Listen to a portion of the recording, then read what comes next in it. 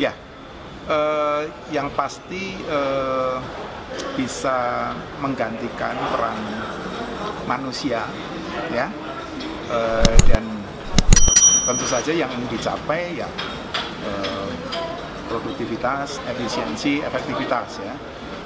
Memang seringkali hanya terfokus pada seolah-olah hanya untuk efisiensi saja, padahal bisa lebih dari itu ya. Memang seringkali kalau kita bicara teknologi itu menggantikan manusia, padahal tidak melulu harus seperti itu gitu ya.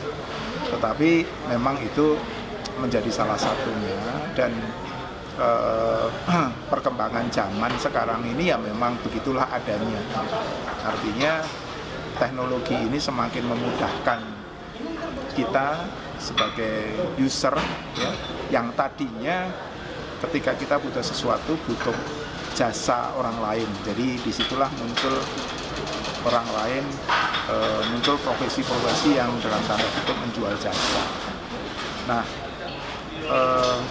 kemunculan AI ini memang mendisrupsi para penjual jasa ini tadi ya. Contoh paling gampang ya, dulu ada jasa penerjemah ya, dengan adanya Google Translation ya, sudah profesi itu praktis sudah hilang. Dipermudah ya, karena orang sekarang tinggal klik Google aja translate, dan kalau dulu bahasanya translationnya Google dulu masih istilahnya kaku mungkin ya, atau nggak sesuai dengan apa yang kita pikirkan. Sekarang sudah makin sesuai. Sebenarnya makin sesuai itu sebenarnya bukan peranan si Google-nya juga gitu, tetapi para penggunanya juga beradaptasi juga gitu ya. Jadi kalau bahasa Indonesia versi orang Jawa, versi orang Batak, versi orang Madura ya, bisa beda-beda. Sekarang bahasa Indonesia versi Google. Jadi di sini ada yang perlu diperhatikan. Di sini sebenarnya ada dua arah. Kita merasa AI ini kurang sesuai dengan kita ya. Kenapa? Karena kita punya pembanding ya, karena kita punya experience dengan sistem yang lama gitu ya. Tetapi slow but sure ya, pihak AI-nya improvement, kitanya beradaptasi. Nah, bagaimana dengan next generation, generasi di bawah kita? Mereka tidak punya pengalaman,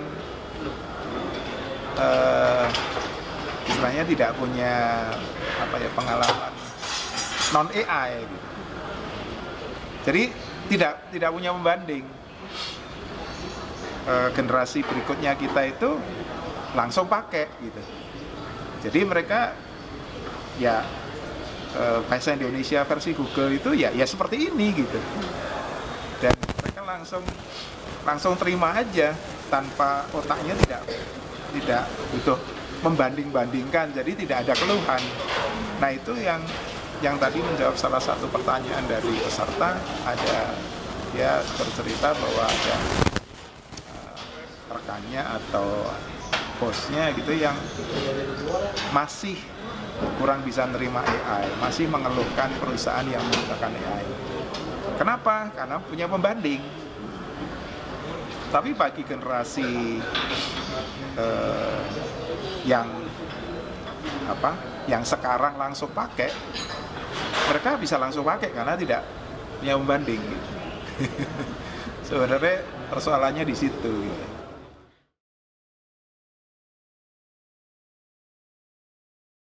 Kita mesti melihatnya sebagai harapan ya, gitu.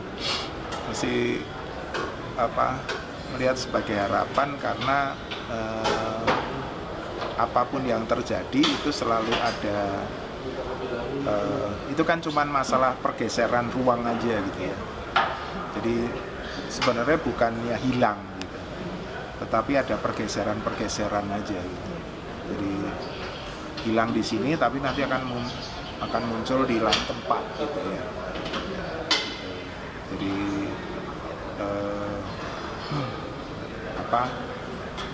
kalau kita mesti lihatnya sebagai harapan ya, tidak